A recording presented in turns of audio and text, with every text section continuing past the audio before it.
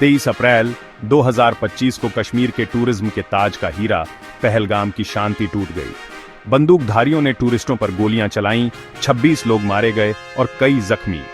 इस भयानक घटना ने पूरे भारत और दुनिया भर में सदमा पहुंचाया। कश्मीर रेजिस्टेंस ग्रुप ने हमले की जिम्मेदारी ली। उन्होंने इस इलाके में 85,000 से ज्यादा बाहरी लोगों के बसने को इसकी वजह बताया। इस हिंसा ने कश्मीर को फिर से डर और अनिश्चितता के साये में धकेल दिया। अपने खूबसूरत नज़ारों और गर्मजोशी भरी मेहमान नवाजी के लिए मशहूर कश्मीर में टूरिज्म फिर से बाराचा रहा था। सालों की शांति के बाद यात्री वापस घाटी में आ रहे थे।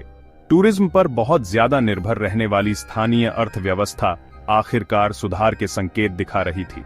पहलगाम हमले ने इन मुश्किल से हासिल की गई उपलब्धियों को भारी नुकसान पहुंचाया।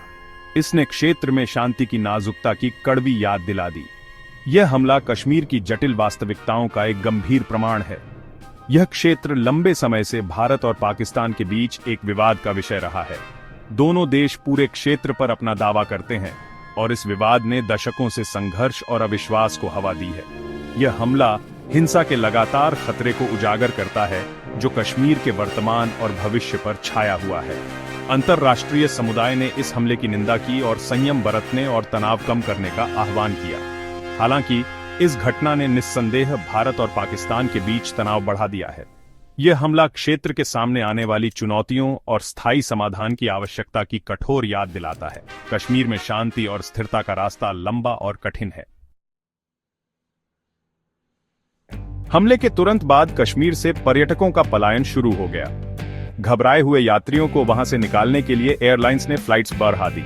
ट्रैवल एजेंसियों ने अगले 3 महीनों में बुकिंग में 90% की गिरावट की सूचना दी। कश्मीर पर इसका आर्थिक प्रभाव तुरंत और गंभीर था। स्थानीय व्यवसायों, खासकर टूरिज्म क्षेत्र के लोगों को भारी नुकसान हुआ। टैक्सी ड्राइवर, होटल मालिक, रेस्टोरेंट मालिक और अनगिनत अन्य लोग जो टूरिज्म पर निर्भर थे, उनकी रोजी रोटी रातों रात खत्म हो गई। कश्मीर की प्रसिद्ध डल झील के प्रतीक शिकारा मालिकों ने खराब आर्थिक स्थिति को लेकर विरोध प्रदर्शन किया।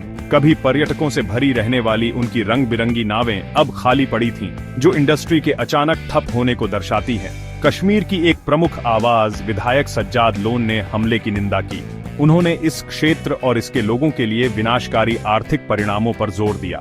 उनके शब्दों ने इस कठोर वास्तविकता को रेखांकित किया कि हिंसा केवल दुखों के दुष्चक्र को कायम रखती है। हमला, जबकि पर्यटकों को निशाना बना रहा था, अंततः उन लोगों को ही नुकसान पहुंचाया जिनका वह दावा करता था कि वह उनका प्रतिनिधित्व करता है। इस हमले ने पूरे भारत को हिलाकर रख दिया। एक विदेशी दौरे पर गए प्रधानमंत्री नरेंद्र मोदी ने इस संकट से निपटने के लिए अपनी यात्रा छोटी कर दी। उन्होंने अपराधियों को सजा दिलाने और सभी नागरिकों की सुरक्षा सुनिश्चित करने का वादा किया।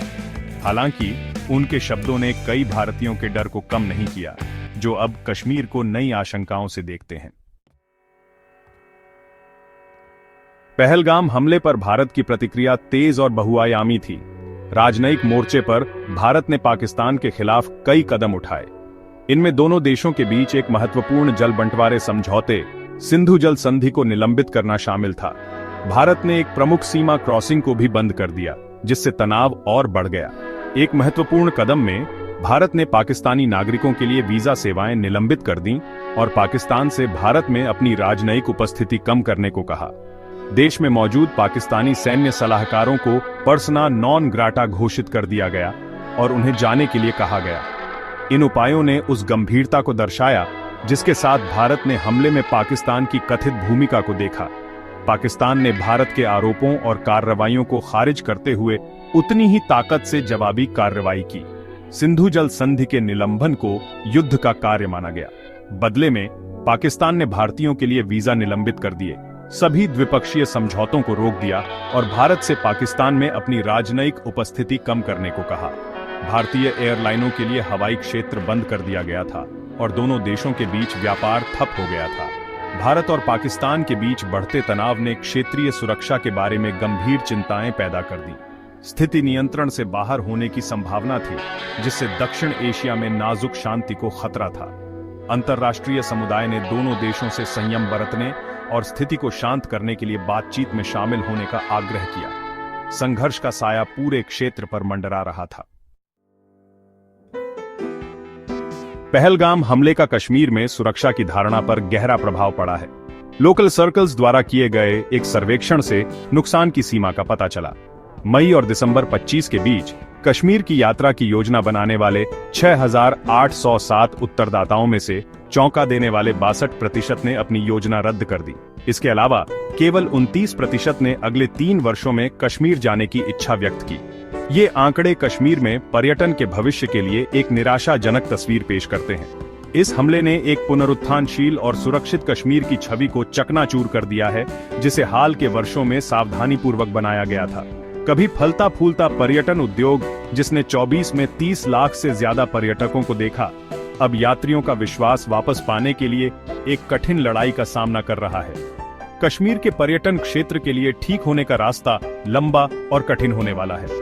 इस हमले ने कश्मीर में दीर्घकालिक सुरक्षा स्थिति के बारे में भी सवाल उठाए हैं। पिछले 2 दशकों में नागरिक हताहतों में कमी के बावजूद यह घटना हिंसा के लगातार खतरे को उजागर करती है। यह हमला इस क्षेत्र के सामने आने वाली जटिल चुनौतियों और एक स्थायी समाधान की आवश्यकता की कठोर याद दिलाता है। पहलगाम हमला कश्मीर, उसके लोगों और शांति और स्थिरता को महत्व देने वाले सभी लोगों के लिए एक त्रासदी है।